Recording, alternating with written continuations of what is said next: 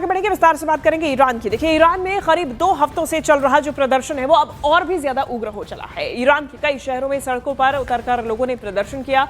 इस दौरान हिंसक झड़प हुई। हिंसक झड़प में अब तक 45 लोगों के मारे जाने की खबर है। वहीं 2200 से ज्यादा प्रदर्शनकारियों को हिरासत में लिया गया है। ईरान में महंगाई और supreme leader Ayatollah Ali Khamenei के खिलाफ ये प्रदर्शन हो रहा है, जिसमें लाखों की संख्या में लोग सड़कों पर हैं। खबरों के मुताबिक ईरान के करीब 50 शहरों में ये प्रदर्शन हो रहा है। प्रदर्शनों को देखते हुए सरकार इंटरनेट और टेलीफोन सेवा को बंद कर चुकी है। ये लाइट्स काट दी गई हैं और यहाँ पे जो प्रदर्शन है वो लगातार बढ़ता जा रहा है। ईरान का जो बवाल है, इस बीच ये जो तस्वीरें सामने आ रही हैं बेहद भयावह तस्वीरें हैं। एक तरफ जो सुप्रीम लीडर है आयातुल्ला खामेनेई, वो इस मुश्किल भरी घड़ी में ईरान में अपने खिलाफ बढ़ते प्रदर्शन को देखते हुए अपना बैकअप प्लान तैयार करके बैठा हुआ है। रिपोर्ट्स के मुताबिक खामेनेई देश छोड़ के भाग सकता है, मॉस्को जा सकता है।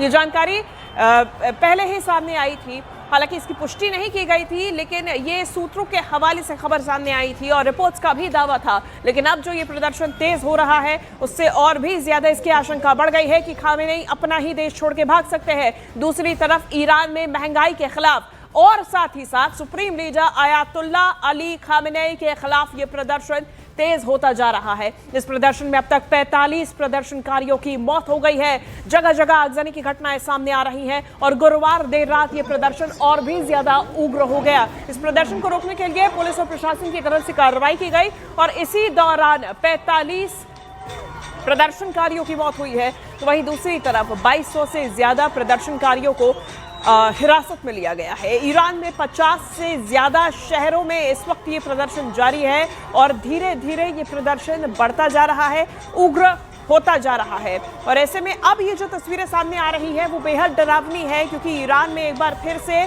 जो सत्ता है वो डगमगाती हुई नजर आ रही है। 4 तस्वीरें आपको दिखाते हैं। 45 लोगों की अब तक मौत हो चुकी है। ये देर रात की आप तस्वीरें देख रहे हैं, जहां ईरान में हालात बेकाबू हो गए हैं। और पिछले 2 हफ्ते से जो प्रदर्शन चल रहा था वो बीती रात इतना उग्र हो चला कि झड़प हुई।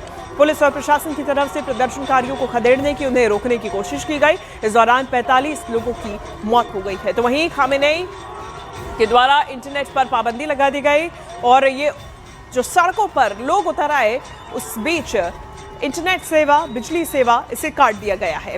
साथ ही साथ में ईरान के आप खुर्रमाबाद की तस्वीर आप देखिए, शेर वाला झंडा लगाया गया और जो ईरानी झंडे हैं वो जगह जगह गिरा दिए गए। जो ईरान का नेशनल फ्लैग है उसे नीचे गिरा दिया गया और शेर वाला झंडा, इस प्रतीक का झंडा जगह जगह लगाया गया है। और कई सरकारी दफ्तरों में घुसने की कोशिश करते हुए भी ये लोग नजर आए। देखिए किस तरीके से गेट को तोड़ते हुए आगे बढ़ते हुए नजर आ रहे हैं और खामेनेई के खिलाफ लोगों का गुस्सा बढ़ता जा रहा है।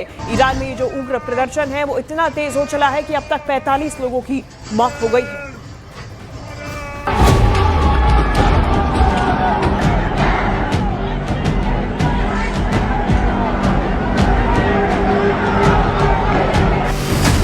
कहीं आगजनी, कहीं पत्थरबाजी, तो कहीं नारेबाजी। ये तस्वीरें ईरान में खामेनेई सरकार के विरोध की हैं। ईरान के लगभग हर छोटे बड़े शहर में हालात बदतर हो गए हैं। हिंसा, आगजनी से हालात बेकाबू हो चुके हैं। ईरान में बढ़ती महंगाई की वजह से लोगों का गुस्सा 7वें आसमान पर है। आक्रोश है और नाराजगी साफ देखने को मिल रही है। और इस मुद्दे की सबसे बड़ी तस्वीर आई है ईरान के दूसरे सबसे बड़े शहर मशहद से, जहां प्रदर्शनकारियों ने इस्लामिक रिपब्लिक ऑफ ईरान का एक विशाल झंडा उतार दिया। ईरान की सड़कों पर हाहाकार मचा है। सरकार के खिलाफ गुस्सा अब शब्दों में नहीं, आग और टकराव में दिख रहा है। मध्य ईरान के काशान शहर से आई इन तस्वीरों को देखिए, कैसे प्रदर्शनकारियों ने कासिम सुलेमानी की मूर्ति को आग के हवाले कर दिया। कासिम सुलेमानी इस्लामी क्रांतिकारी गार्ड कोर के एक ईरानी प्रमुख जनरल थे। ईरान के अबादान शहर में भी हालात ऐसे ही नजर आए। सरकार के खिलाफ नाराज प्रदर्शनकारियों ने सरकार की एक दुकान को निशाना बनाया। गुस्साए लोगों ने दुकान में रखी चावल की बोरियां फाड़ दी और चावल हवा में उछाल दिए। ईरान में महंगाई इस कदर है कि वहां के लोग चावल तक नहीं खरीद पा रहे हैं। आम ईरानियों के लिए खाने पीने की चीजें खरीद पाना नामुमकिन हो गया है। ऐसे में लोगों को गुस्सा इस सरकारी दुकान पर फूट पड़ा। ईरान में हालात इतने बिगड़ चुके हैं कि दक्षिणी ईरान के बुशहर प्रांत के कंगान में सुरक्षा बलों ने प्रदर्शनकारियों पर सीधे फायर किया, जिसके चलते वहां अफरा तफरी मच गई। कमोबेश ऐसे ही हालात ईरान के शिरवान शहर में भी दिखे। वहां सरकार विरोधी प्रदर्शनकारी सड़कों पर डटे दिखाई दिए। ईरान में शहरों की सड़कें युद्ध के मैदान में बदल गई हैं। ईरान के चौथे सबसे बड़े शहर करज के गोल शहर इलाके में सरकार विरोधी प्रदर्शनकारियों और इस्लामी सुरक्षा बलों के बीच हिंसक झड़प हुई। ईरान में यह प्रदर्शन 27 प्रांतों में 250 से ज्यादा स्थानों पर फैल चुका है। शुरुआत तेहरान के ग्रैंड बाजार में दुकानदारों की हड़ताल से हुई, जहां दुकानें बंद कर दी गई। बाद में छात्र और आम नागरिक भी सड़कों पर उतर आए। ये प्रदर्शन मुख्य रूप से आर्थिक संकट, महंगाई और मुद्रा के गिरने से शुरू हुए थे, लेकिन अब ये सरकार बदलने की मांग तक पहुंच गए हैं। कई शहरों में लोग सुप्रीम लीडर खामेनेई के खिलाफ नारे लगा रहे हैं। सुरक्षा बल प्रदर्शनकारियों को दबाने की कोशिश कर रहे हैं, लेकिन विरोध लगातार बढ़ता जा रहा है और इन हिंसक झड़पों में सुरक्षा बलों की गोली से आम लोगों की मौत हो रही है, जिस पर अमेरिका ने सख्त रुख दिखाया है। अमेरिका के राष्ट्रपति डोनाल्ड ट्रंप ईरान को लगातार चेतावनी दे रहे हैं। ट्रंप ने सीधी चेतावनी देते हुए कहा है कि अगर ईरानी शासन शांतिपूर्ण प्रदर्शनकारियों की हिंसक हत्याएं कराता है तो अमेरिका उनकी मदद के लिए आगे आएगा। यानी इस धमकी से साफ है कि ईरान में सरकार विरोधी प्रदर्शनकारियों को अमेरिका का फुल सपोर्ट है। और ईरान में बवाल के बीच ट्रंप की चेतावनी भी सामने आई। देखिए ट्रंप ने क्या कहा है आपको बताते हैं। ट्रंप ने कहा कि अगर प्रदर्शनकारियों की हत्या हुई तो कड़ी कार्रवाई होगी। ट्रंप ने कहा कि कोई भी एक्शन के बाद ईरान रिएक्शन के लिए तैयार रहे। और ईरान में जो इस वक्त बवाल मचा हुआ है, ईरान जो इस वक्त आउट ऑफ कंट्रोल हो चुका है, जहां पर अब ये माहौल इतना बिगड़ चुका है कि 45 प्रदर्शनकारियों की मौत हो चुकी है। उस बीच अमेरिकी राष्ट्रपति ट्रंप का बयान सामने आया, जहां खुली चेतावनी ट्रंप की तरफ से दी गई। ट्रंप ने कहा कि अगर प्रदर्शनकारियों की हत्या हुई तो कड़ी कार्रवाई होगी। कोई भी एक्शन के बाद ईरान रिएक्शन के लिए तैयार रहे।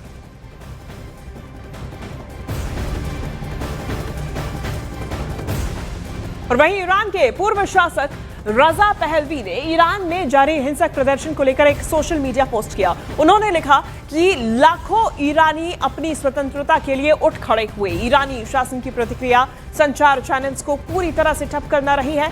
उसने इंटरनेट बंद कर दिया, लैंडलाइन फोन निष्क्रिय कर दिए और संभवतः उपग्रह संकेतों को भी बाधित करने का प्रयास कर रहा है। स्वतंत्र विश्व के नेता के रूप में राष्ट्रपति ट्रंप का मैं आभारी हूं कि उन्होंने एक बार फिर इस शासन को जवाबदेह ठहराने की आवश्यकता पर जोर दिया है। अब समय आ गया है कि यूरोपीय नेताओं सहित अन्य लोग भी उनका अनुसरण करें, अपनी चुप्पी तोड़े और ईरानी जनता के समर्थन में और अधिक दृढ़ संकल्प के साथ कार्रवाई करें। मैं सभी विश्व नेताओं से आग्रह करता हूं कि वे ईरान के लोगों तक संचार बहाल करने के लिए सभी उपलब्ध तकनीकी, वित्तीय और राजनयिक क्षमताओं का उपयोग करें, ताकि उनकी आवाज सुनी जा सके और उनकी इच्छा को देखा जा सके। मेरे बहादुर देशवासियों की आवाज को खामोश ना होने दें। हम ज्यादा जानकारी लेंगे, मेरे सहयोगी शैलेंद्र वांगू इस वक्त हमारे साथ जुड़ चुके हैं। शैलेंद्र, इस वक्त स्थिति क्या बनी हुई है ईरान में? देर रात प्रदर्शन उग्र होता चला गया, ईरान का मसला अब इंटरनेशनल हो चुका है क्योंकि ट्रंप की भी एंट्री हो गई है। फिलहाल क्या स्थिति? देखिए शिवांगी, हमने देखा कि 28 दिसंबर से लगातार ईरान में प्रोटेस्ट चल रहा है और पिछले कुछ दिनों से वो लगातार उग्र होता चला गया है। हालांकि इसको दबाने की कोशिश लगातार की गई है, लेकिन कल रात की जो तस्वीरें हैं वो काफी परेशान करने वाली है। जिस तरह से लोग सड़कों पर वहां पर हैं और ईरान कहीं ना कहीं इन प्रोटेस्ट को कंट्रोल कर पाने में इस बार कामयाब नहीं हो पा रहा है। और हमने देखा है कि न सिर्फ तेहरान बल्कि अलग अलग जो जिले, जो इलाके हैं ईरान के, अलग अलग डिस्ट्रिक्ट्स हैं, वहां पर भी लगातार हिंसा चल रही है। बहुत जगह पर इस्फहान में जो है वहां पर एक स्टेट ब्रॉडकास्टर की एक बिल्डिंग में भी आग लगाई गई है। पुलिस थानों को निशाना बनाया गया है। लोग लगातार सड़कों पर है और वो शैलेंद्र, इस बीच ये जो तस्वीरें सामने आई उसमें ट्रंप का बयान सामने आया, लेकिन रजा पहलवी का ट्वीट आया है। क्या मायने अब इस पूरे सिनेरियो में रजा पहलवी के इस ट्वीट के? रजा पहलवी का क्या रोल? देखिए, रजा पहलवी जो हैं वो निष्कासित हैं। वो वहाँ पर एक उनकी जो भूमिका रही है वो वहाँ पर एक राजा के तौर पर रहे थे उससे पहले में। वहाँ पर अब हालांकि लगातार जो मांग उठ रही है उनकी वापसी को लेकर, हालांकि ईरान सरकार जो है वो इन प्रोटेस्ट को लगातार दबाने की बात कर रही है और ये भी कह रही है कि हम इस प्रोटेस्ट को लेकर किसी की दखल बर्दाश्त नहीं करेंगे, जो कि ट्रंप को लेकर जो बयान सामने आए हैं। और रिसेंटली एक बयान जहाँ पर ट्रंप ने कहा है कि अगर प्रदर्शनकारियों पर हिंसा होती है तो ऐसे में अमेरिका दखल देगा। दूसरी तरफ शैलेंद्र, हम देख रहे हैं जो प्रदर्शनकारी हैं ईरान का झंडा गिरा रहे हैं और दूसरी तरफ एक शेर के प्रतीक वाला झंडा फहरा रहे हैं। क्या मायने इसके, क्या संकेत देना चाह रहे हैं, किस चीज का ये झंडा, किसका प्रतीक?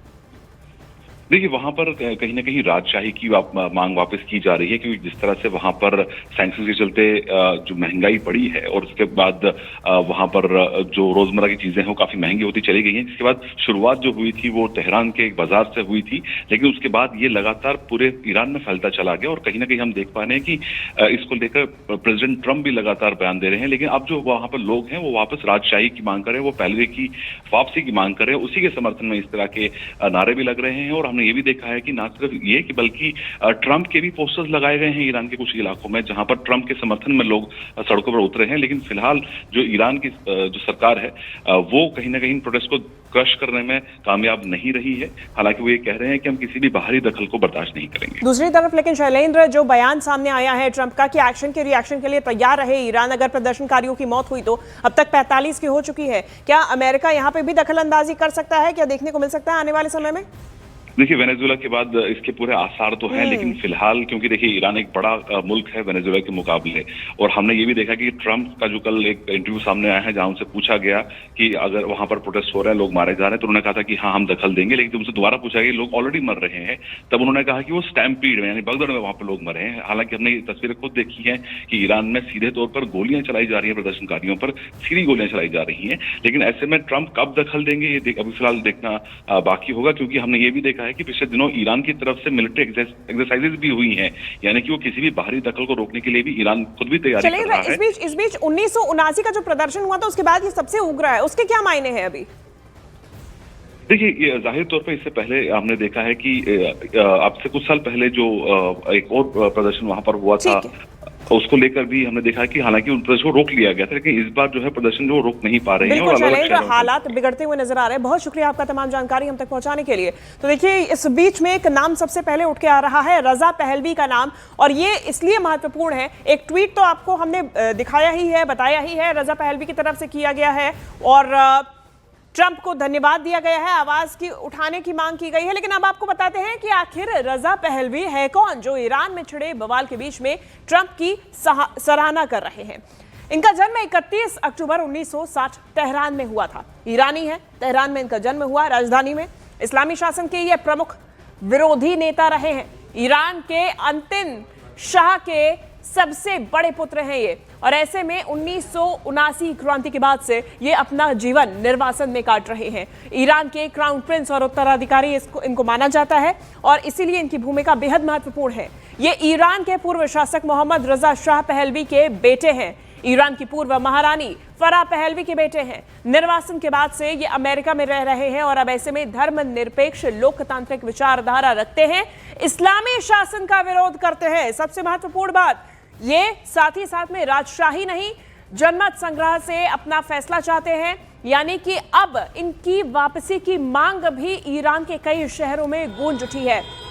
रजा पहलवी का नाम बार बार उठ रहा है। इस वक्त अमेरिका में निर्वासन का जीवन काट रहे हैं, क्योंकि 1979 में ऐसी ही क्रांति ईरान में देखी गई थी, जिसके बाद से इन्हें निर्वासन में जीवन काटने को मजबूर होना पड़ा था। ईरान से बाहर ये अमेरिका में आ गए थे और अमेरिका में आ बसने के बाद में ये तब से वापसी का इंतजार कर रहे हैं। और अब देखिए, 1979 के बाद जो उग्र प्रदर्शन हुए थे वो अब और भी ज्यादा 2026 में देखने को मिल रहे हैं।